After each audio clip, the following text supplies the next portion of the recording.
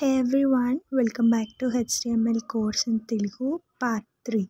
ఈరోజు మనం HTML heading tag గురించి డీటెయిల్గా తెలుసుకుందాం. HTML హెడ్డింగ్స్ అనేవి టైటిల్స్కి, సబ్ టైటిల్స్కి, సెక్షన్స్ ఆఫ్ ఎ వెబ్ పేజ్కి వాడతాం. ఇవి టోటల్ H1 నుంచి H6 దాకా 6 లెవెల్స్ అనేవి ఉంటాయి. మనం ఇప్పుడు డీటెయిల్గా వీటి గురించి తెలుసుకుందాం. H1 అనేది మెయిన్ హెడ్డింగ్, అంటే అది చాలా పెద్దగా ఉంటుంది. H2 అనేది sub heading. H3 to H6 అనేవి స్మాలర్ హెడ్డింగ్స్. మనం ఇప్పుడు ప్రాక్టికల్గా ఎలా చేయాలో తెలుసుకుందాం. ఇక్కడ నేను ఆన్లైన్ కంపైలర్ వాడుతున్నాను. మీరు VS కోడ్ ఏదైనా వాడొచ్చు. సో ఇక్కడ ఆల్రెడీ H1 హలో వరల్డ్ అని ఉంది కదా. సో దాని రిజల్ట్ వచ్చేసి ఇది. అంటే ఇది టైటిల్ లాగా ఇంత సైజులో ఉంటుంది. మనం ఇప్పుడు H2 నుండి H6 దాకా ఎలా ఉంటుందో చూద్దాం. సో ఫస్ట్ ఓపెనింగ్ ట్యాగ్ ఇచ్చేసి మనకు కావాల్సిన కంటెంట్ ఇవ్వాలి.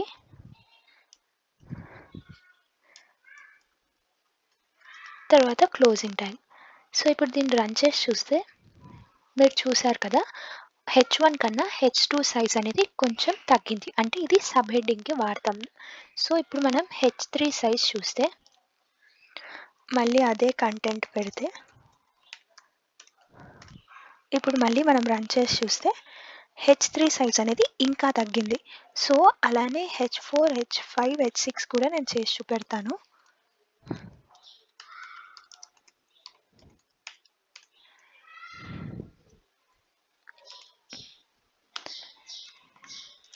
నేను ఒకసారి కాపీ పేస్ట్ చేసుకుని చేస్తున్నాను. మీరు కావాలంటే ట్రై చేయొచ్చు.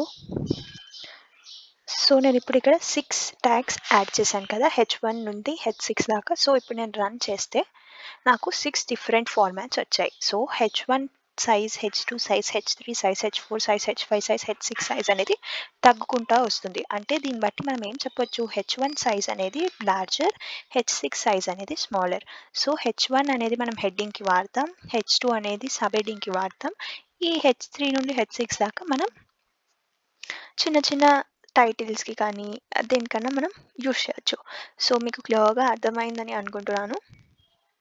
మనం నెక్స్ట్ పార్ట్లో HTML పారాగ్రాఫ్ ట్యాగ్ గురించి డీటెయిల్గా తెలుసుకుందాం, దాని ఇంప్లిమెంటేషన్ కూడా. సో ఈ వీడియో కనుక మీకు నచ్చినట్టయితే లైక్ చేసి సబ్స్క్రైబ్ చేయండి. So thank you.